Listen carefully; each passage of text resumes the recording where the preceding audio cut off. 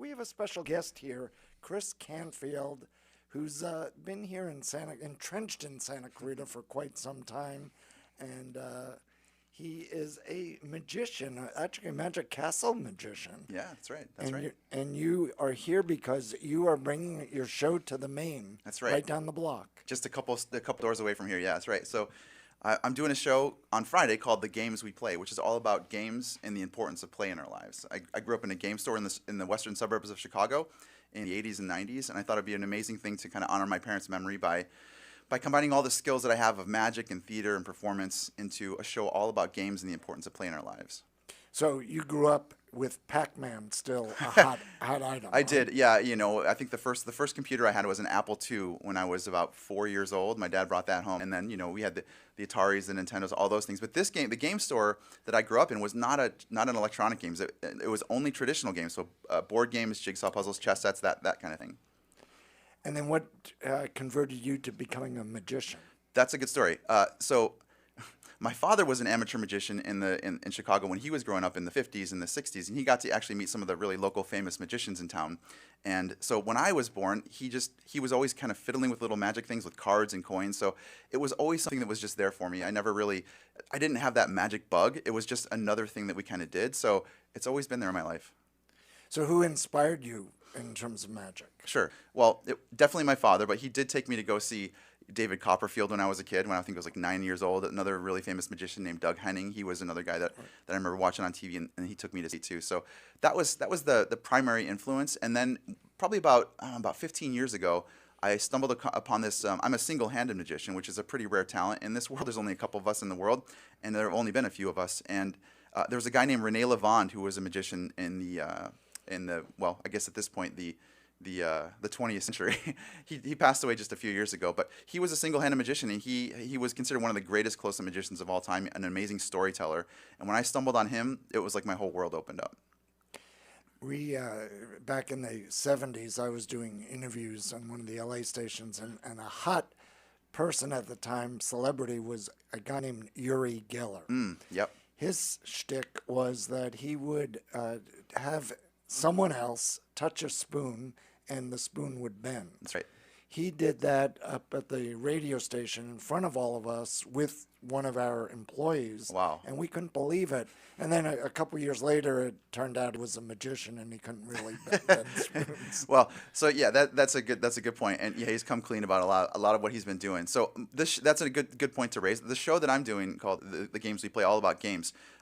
What I've done is I've taken games and kind of recontextualized them and changed them to make them a bit more magical. So there's going to be, it's not a magic show per se. I don't want people to think this is like Chris is going to produce elephants out of the back or anything like that. It's not that. It's actually, but it is very magical with like I said, with games. And so Uri Geller, different people like that, more of the thinking kind of stuff, more of the mental kind of things. That's kind of more the direction we're going to be going. We're talking with Chris Canfield here on your hometown station, KHTS FM 98.1, AM 1220, hometownstation.com. Carl Goldman with you, along with Delgado. Chris is going to be appearing right down the block on Friday, right? Friday night, 2 shows, yeah. 2 shows? Well, one of them sold out. The late one, which is great. The late one sold out, so we still have an early show. What time are both shows? The early show is at 6:30, and it's about half full now, I think. And the late show is at 8:30. And how can our group of people here get tickets? Yeah. Sure.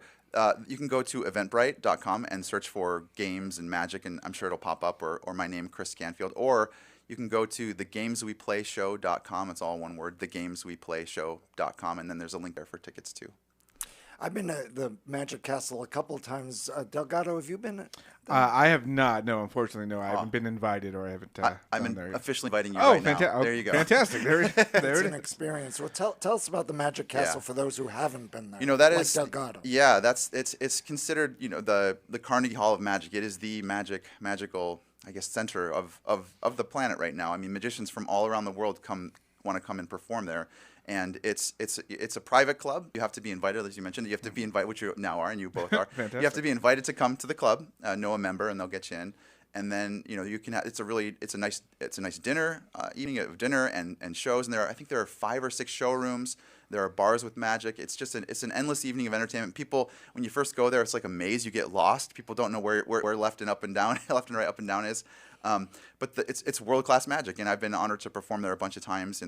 I've been in the close-up gallery, which is the really intimate venue where there's seats, I think 24 or 18 to 24 people, and yeah, it's amazing.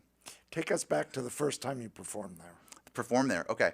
That was an interesting time, yeah. So that was actually the first time I performed there was, I think it was 2022, so not that long ago, but that is an experience. There is really no way to describe that. When you come out from the curtain and you just see a sea of people right there in front of you, it was an overwhelming experience because I understood the history of the room. There are a bunch of pictures up in the room of the magicians that have performed there over the years, and once you get into a little bit of your magic history, you kind of know what these folks have done for the legacy of magic. Most people that going in, myself included at times, you just see these pictures, you don't know what they are. They're actually they're caricatures.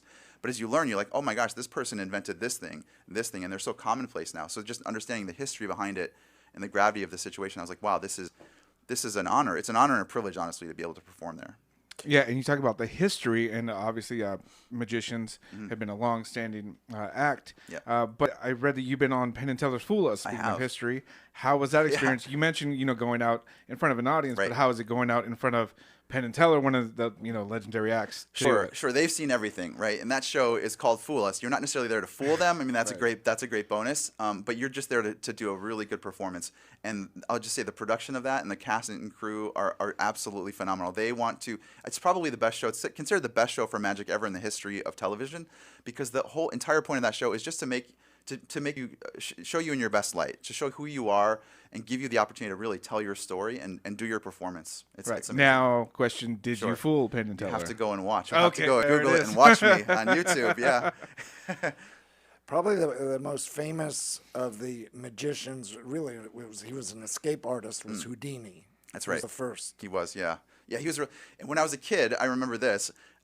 Speaking about my lifelong just kind of love of magic, I remember doing reports on Houdini when I was 4th, 5th grade, and then in junior high school, I would for whatever reason I'd go find those books and do a report on and then do maybe a little magic trick as part of the presentation. It was an easy way to get out of having to do other kinds of work. Just do a magic trick. The teachers were always like, "Yeah, sure, you can do a magic trick and do a report on Houdini."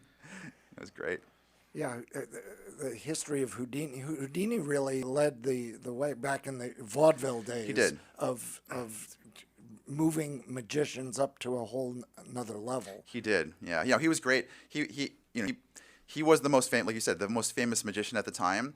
He brought that kind of daring stunt. He did a lot of those stunts, the underwater stunts, the buried underground kind of stunts, that kind of stuff, handcuffed in the water chamber, like we mentioned. He also was interesting in debunking the spiritualist movement. A lot of people don't know about that, but he was like we said, like Uri Geller, folks like that who are claiming to have these particular powers. He actually went around and made it his lifelong calling to go and debunk all those people. A really fascinating part of his life. Now, at going back to the show at the Main, now Yep. we'll be seeing any Houdini acts, any recreations? Maybe in a different kind of form. I'm not going to get chained up. It's not that kind of a show. It's a really interactive show. It's going to involve a lot of the audience, different people participating. So the audience isn't just coming to You're a show not just and sitting there down. watching a show. There's a story. It's definitely a story about my time growing up in the game store, but it's extremely interactive. Yeah, the idea is about playing. We're here to have fun, play games. I believe that we're all made to play and have fun and enjoy life. Chris, you reminded me of a story I read about Houdini. When he did the vaudeville circuit, he would go into a town, and as a PR stunt, he would get put into the jail and have to escape a jail in a certain amount of seconds. He would. Which he would all the time. And then apparently, in one small town, the jailer decided not to lock the door. And Houdini struggled with that. That's funny. Yeah, no, I remember that. He's definitely a master of locks, but I guess if you didn't give him one, he didn't know what to do with himself. That's funny. Yeah. So what can we expect coming to see you at the Main on Friday?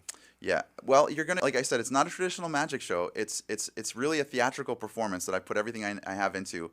Again, about games and the importance of play. It's a heartfelt story. But it's going to be a lot of fun as well. It's going to be fun. It's going to be funny.